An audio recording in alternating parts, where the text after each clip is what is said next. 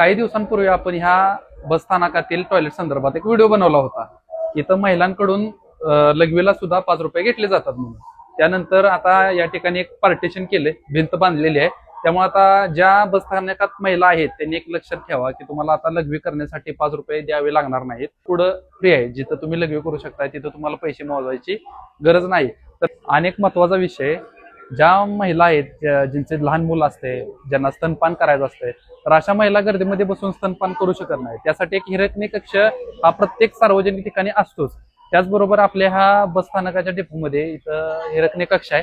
हा हिरकणी कक्ष तुम्ही बघितला तर तिथं चौकशी केंद्र आहे.